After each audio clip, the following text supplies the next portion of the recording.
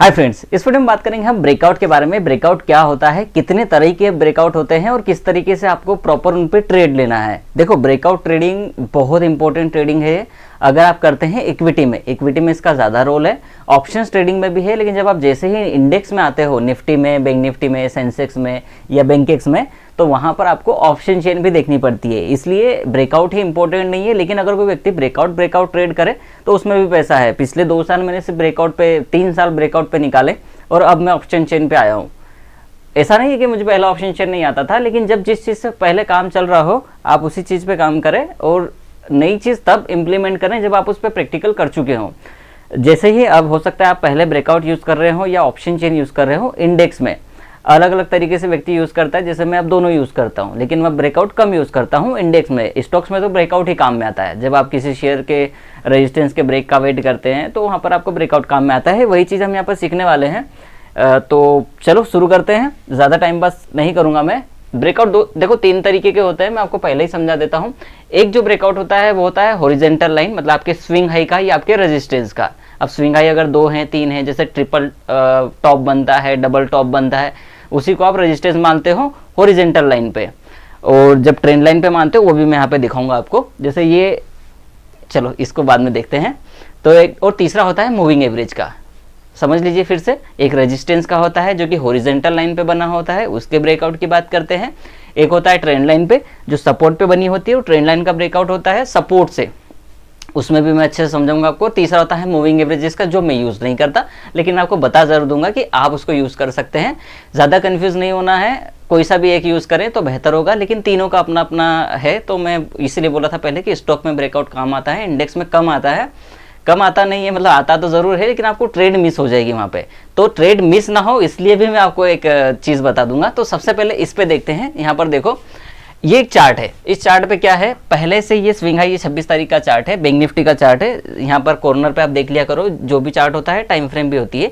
Time frame कोई भी हो सकती है, इसका कोई ज़रूरी नहीं है कि 5 मिनट, क्योंकि स्टॉक पे जब हम ब्रेकआउट ट्रेड करते हैं तो 15 मिनट प्लस पे ट्रेड करते हैं, और इंट्राडे में 5 मिनट 15 मिनट की टाइम फ्रेम ही इंपॉर्टेंट है। और जब हम किसी अच्छे ब्रेकआउट की बात करते हैं या किसी, तो 1 आवर का भी यूज़ करते हैं। आप करते हो या नहीं करते हो, तो 1 आवर का यूज़ करने लग जा रहा है, उसमें और शार्प ट्रेड मिलेगी। ठीक है, तो ये आपका टॉप है, डबल टॉप बोल रहा हूँ इसको।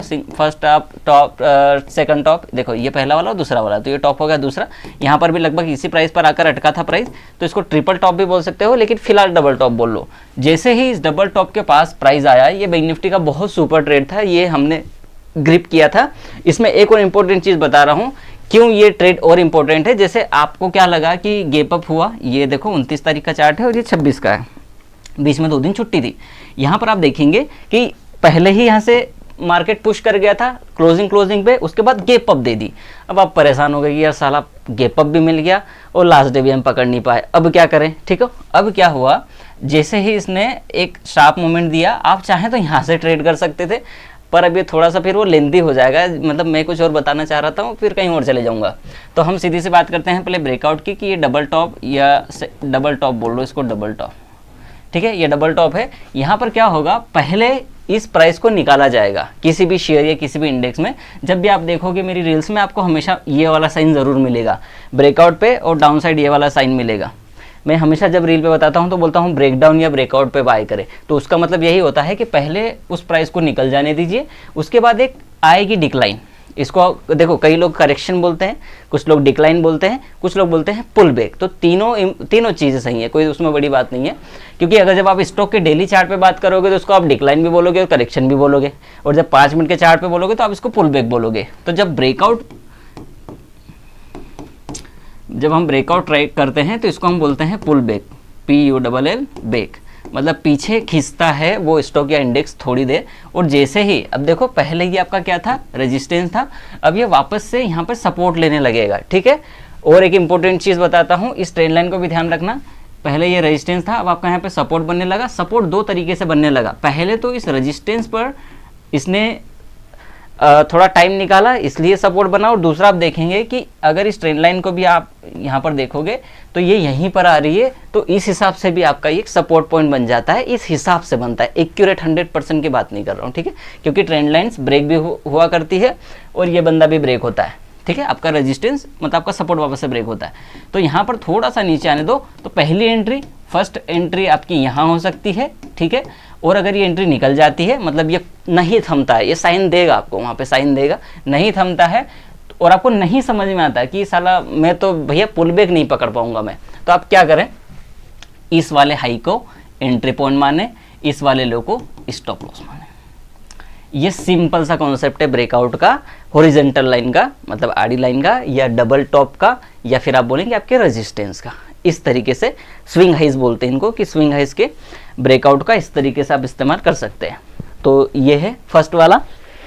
अब यहीं पर जैसा मैंने आपको ट्रेंड लाइन भी बता दिया कि अगर कोई अप ट्रेंड है, अप ट्रेंड में अप ट्रेंड लाइन मान लो आप, ठीक है, या अगर कोई अप ट्रेंड लाइन है तो इस तरीके से भी आप सपोर्ट को आइडेंटिफाई कर सकते हैं। चलो अब मैं दूसरे इस पे आता हूँ।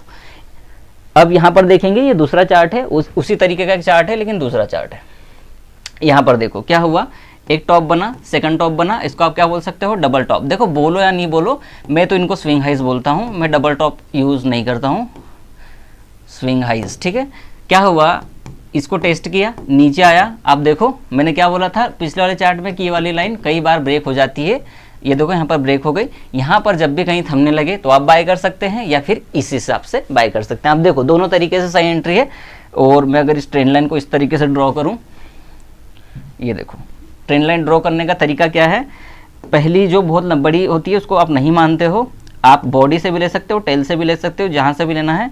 लेकिन अगर एक बार बॉडी मिले तो हर बार बॉडी ही मिलाओ, और एक बार टेल मिले तो हर बार टेल मिलाओ, ठीक है। तो अगर मैं इसको इस तरीके से खींचूंगा तो आप देखोगे कि इस ट्रेंड लाइन पे यहाँ से सपोर्ट लिया और आपका इस तरीके से एंट्री यहाँ पे कंप्लीट हो जाती है। तो ये सेकंड वे है, मतलब वही वाला फर्स्ट वाला ही है, लेकिन इसमें क्या हुआ कि रेजिस्टेंस हमारा ब्रेक हो गया। उसमें क्या हुआ था कि रेजिस्टेंस पे ही सपोर्ट ले लिया था। इस तरीके से कर सकते हैं। ये वाला, ये वही वाला चार्ट है, इसको मैंने थोड़ा सा इस तरीके से किया है कि इसमें सपोर्ट और कहाँ पर स्टॉप लॉस कहाँ पे लगेगा। तो ये वाले जो आपके स्विंग लॉस हैं यहीं पर आपके एसएल हो जाते हैं, तो आपके स्टॉप लॉस यहाँ पर होगा और एंट्री आप जहाँ भी करना चाहें। और अगर आपने यहाँ से एंट्री किया है तो आपका एसएल ये वाला, ठीक है, क्योंकि यहाँ पर वो ट्रेंड लाइन टूट जाएगी। तो ट्रेंड लाइन टूट गई तो वैसे भी आपको छोड़ना पड़ेगा पोजीशन, क्योंकि आप ब्रेकआउट पर ट्रेड कर रहे हो। और अगर ऑप्शन चेन पे कर रहे हो या अलग डाटा पे कर रहे हो तो अलग बात है। और देखो इस तरीके से आपको अच्छा खासा मूवमेंट मिलता है। और हम किसी और चार्ट पर बात करते हैं, ठीक है। अब यहाँ पर आप देखेंगे कि भैया एक टॉप बना, सेकंड टॉप मिला और ये थर्ड टॉप में तो भैया ये हो गया। बताओ अब हम एंट्री कहाँ पे लें। तो इसी को निकालने के लिए फिर ट्रेंड लाइन का ब्रेकआउट आप यूज़ करते हो सपोर्ट पर। देखो जब ट्रेंड लाइन का ब्रेकआउट की बात करें तो ब्रेकआउट का पहले तो मतलब समझ लो, मैंने शायद बताया नहीं आपको। पहले तो ब्रेक होगा और दूसरा होगा आउट, ठीक है। ब्रेक होना चाहिए आपका रेजिस्टेंस, आउट अपसाइड बोल सकते हो आप, हालांकि उसको डाउन साइड को भी आउट ही बोलेंगे, लेकिन उसके लिए हम दूसरा वर्ड यूज करते हैं, उसका नाम होता है ब्रेक डाउन, ठीक है। डाउन साइड आप जब ब्रेक डाउन होता है, डाउन साइड जब टूटता है सपोर्ट तो उसको ब्रेक डाउन कहते हैं। उसको हम बाद में पढ़ेंगे और उसके बारे में मैं एग्जांपल भी दूंगा सेकंड वीडियो में। लेकिन यहाँ पर हम जब इस तरीके का मूवमेंट, लोग बोलते हैं ना कि हम तो ये मूवमेंट पकड़ ही नहीं पाए, वो इसलिए नहीं पकड़ पाते क्योंकि वो ट्रेंड लाइन का ब्रेकआउट नहीं जानते। यहाँ पर समझिए, फिर से वापस समझाता हूँ। जब किसी डाउन ट्रेंड में एक ट्रेंड लाइन को किस तरीके 1 point, 2 point, 3 point, 4 point, 5 point, है ना, ट्रेंड लाइन जब भी बनेगी डाउन साइड तो कम से कम आपके 2 पॉइंट मिलना चाहिए, ठीक है।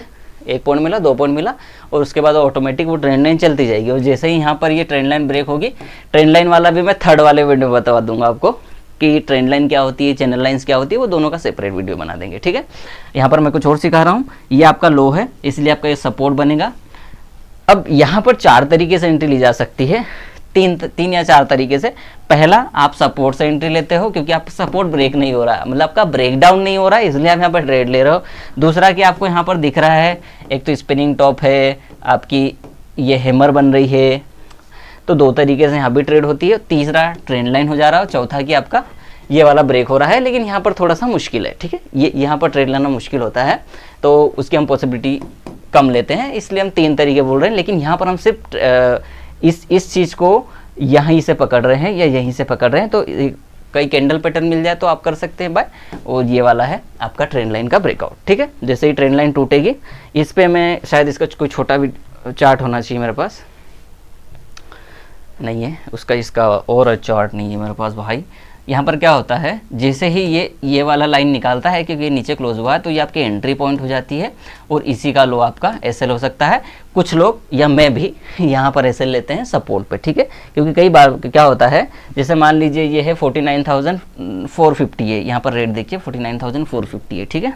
इसको मैं किस तरीके से ट्रेड सेटअप करूँगा यहाँ पे, जैसे कि 49,450 है तो मेरा स्टॉप लॉस रहेगा 49,400, क्योंकि जो ऑप्शन का जो सेलर होगा, माफ़ कीजिए जो बायर होगा 49,400 पे बैठा होगा, तो इस तरीके से मेरा स्टॉप लॉस ये होगा ऑप्शन चेन के हिसाब से। वापस आते हैं, वापस से ट्रेंड लाइन के ब्रेकआउट की बात करते हैं। ये एक चार्ट है 3 तारीख का। अब 3 कौन सी है ये भी नहीं मुझे पता, शायद अभी की 3 होनी चाहिए। यहाँ पर आप देखेंगे ये आपका सपोर्ट है, इस सपोर्ट पर यहाँ पर ट्रेंड लाइन का ब्रेकआउट हो रहा है। ये लास्ट का है, जाते वक्त का है, इसलिए आप इसको इतना ज़्यादा तवज्जो नहीं देते। यहाँ पर अगर ये 3:15 का है तो आप उसको छोड़ देते हैं, छोड़ दो। लेकिन अगर ये किसी बीच में बन रहा है इस तरीके का मूवमेंट, मतलब 12 बजे हो गया, 1 बजे हो गया, 2 बजे हो गया और इस तरीके का मूवमेंट आ रहा है तो आपका अच्छा शार्प मूवमेंट मिलता है। तो इस तरीके से भी आप कर सकते हैं, मतलब इस तरीके से कोई पैटर्न बने तो वहाँ पर बाय कर सकते हैं। अनदर यहाँ पर देखिए ये कंटिन्यू पैटर्न है, ये 25-26 तारीख का होना चाहिए, ठीक है। यहाँ पर आप देखें 1 पॉइंट, 2 पॉइंट और ये तीसरा पॉइंट भी लगभग और चौथा पॉइंट भी मिल रहा है। तो यहाँ से इस ट्रेंड लाइन का ब्रेकआउट हुआ, जैसे ही इस स्विंग हाई का ब्रेकआउट होता है, इस वाले स्विंग हाई का, तो यहाँ पर आपका बनता है फर्स्ट एंट्री, ओके। इसी का लो, क्योंकि ये इन स्विंग लोस का है, यहाँ पर एंट्री नहीं बनेगी, एसएल नहीं बनेगा, एसएल आपका यहाँ पर बनेगा क्योंकि ये इसको सपोर्ट दे रहा है, ठीक है, ये नहीं, ओके। तो यहाँ पर आपकी एंट्री सर, एंट्री हो गई आपकी 22,412 रुपये और एसएल हो गया 380 रुपये, सिर्फ 35-40 रुपये का स्टॉप लॉस लग रहा। और ये आप मोमेंट देखिए, इस तरीके से आप ट्रेंड लाइन के ब्रेकआउट पर ट्रेड करते हैं। चलिए भाई साहब, वापस से ट्रेंड लाइन के ब्रेकआउट की बात करें तो ये वाला है। अब देखो ये जब शार्प मूवमेंट होती है ना, तो यहाँ पर कहीं भी अगर आपको कोई कैंडल रुकती हुई दिखाई दे तो उसी का पॉइंट लेके देखो, ये सीधी है। अगर ये इस तरीके से गिर रही होती तो हमारी ट्रेंड लाइन परफेक्ट बन जाती, लेकिन अब ये ऐसे गिरा है तो ट्रेंड लाइन कैसे लगाऊं, ट्रेंड लाइन तो ऐसे लगेगी। तो यहाँ पर आपको कहीं भी, जैसे ये इस तरीके से भी लग सकती है इन 2 पॉइंट्स को लेके, लेकिन हमको ये परफेक्ट लग रहा है तो हम इस तरीके से, ये देखो ये परफेक्ट लग रहा है। अब इसमें हम सिमेट्रिकल ट्राइंगल बना रहे हैं, ठीक है। आपको बहुत सारी चीज़ें सीखनी पड़ेगी यार, ये इतना आसान नहीं है कि मैं आपको एक ही चीज़ में से ब्रेकआउट समझा के चले जाऊँ, क्योंकि वहाँ पर आप जाएंगे वापस से आपको चीज़ मतलब कन्फ्यूज़ होगा कि भाई तूने उतना तो बता दिया लेकिन उसके बाद क्या। तो यह सब कुछ भी एक ही वीडियो में बता रहा हूँ। ब्रेकआउट में एक सिमेट्रिकल ट्राइंगल पैटर्न मिला, आपको लग रहा है यहाँ पर ब्रेकआउट हुआ, तो या तो आप इसको ट्रेंड लाइन का ब्रेकआउट मान लो, ठीक है, या आप इसको सिमेट्रिकल ट्राइंगल पैटर्न का ब्रेकआउट मान लो, ब्रेकआउट है, ठीक है। ये ब्रेकआउट हुआ, इसी लो के नीचे आपका एसएल लग गया, बात खत्म हो जाती है। ज़्यादा ही लो जाना है तो इस वाले लो पे चले जाओ और ये देखो, ठीक है। यहाँ पर अब हम इसी को आपने छोड़ दिया, इसी को छोड़ो। आपको क्या लगा, ये आपका रेजिस्टेंस प्राइस है, क्योंकि यहाँ तक तो वन साइडेड मूवमेंट हुआ है, यहाँ पर टिकना शुरू हुआ तो फर्स्ट टॉप सेकंड टॉप और ये देखो नीचे आया और यहाँ से आपकी एंट्री हो गई। ये आपका एंट्री ले लो, आप एसएल इसी कैंडल के लो पे लगा दो या आपके रिस्क रिवॉर्ड के हिसाब से लगा दो, या फिर यहाँ से देख लो इसको एसएल लगा लो।